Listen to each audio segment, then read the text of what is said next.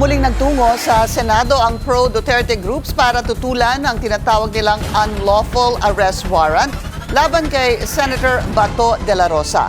Kinundi na rin nila ang impeachment ni VP Sara. Yan ang agenda report ni Lian Bostillos ng Abante live mula sa Pasay City. Lian, kamusta na ang sitwasyon dyan?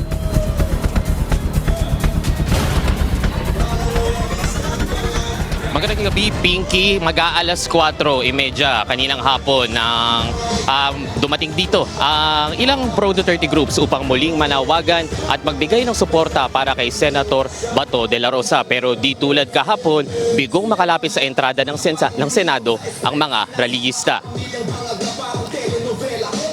Yari matapos magpakalat ng 700 PNP personnel sa kahabaan ng J.W. Jokno Boulevard. Karamihan dito nagbarikada sa harap ng entrada na naging dahilan para isara ang northbound lane ng kalsada. Alalahanin niyo po na we are exercising maximum tolerance. But itong maximum tolerance na ito po ay prioridad. The moment po na may panapatas po kayo nababaylate. At pag may nababaylate po kayo batas ay hindi po magpupulaglagan ang inyong PNP. We will be effecting arrest.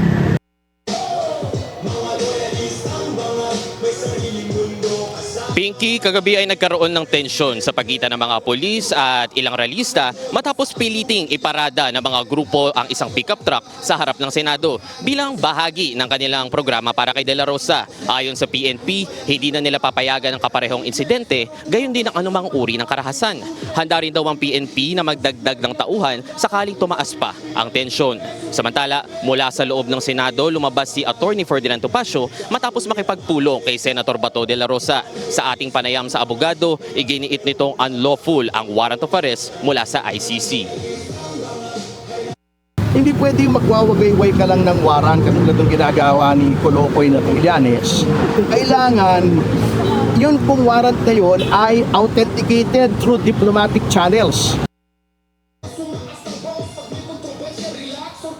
Ayon kay Topacio, aabutin pa raw ng hindi bababa sa 3 buwan ang proseso sa nasabing warrant. Kailangan pa raw itong dumaan sa Department of Justice para sa petition for extradition bago i-transmit sa local court. Samantala, Pinky, tuloy pa rin ang programa ng ilang pro-Duterte groups at kanina, bandang alas 5 ay dumating naman ang ilang miyembro galing sa mga pro-impeachment groups o pro-BBM groups sa ilalim ng Sandugo. At kanina nga, bandang alas 5 ay nagkaroon ng girian sa pagitan ng dalawang grupo. Kaya dito sa J.W. Jokno Boulevard, hati ang nasabing kalsada sa dalawang panig. Pinky. Maraming salamat sa iyo, Lian Bostillos ng Abante, nag-uulat ng live mula sa Pasay City. Mag-follow sa aming mga social media accounts at mag-subscribe sa aming YouTube channel para sa pinakahuli at eksklusibong mga balita.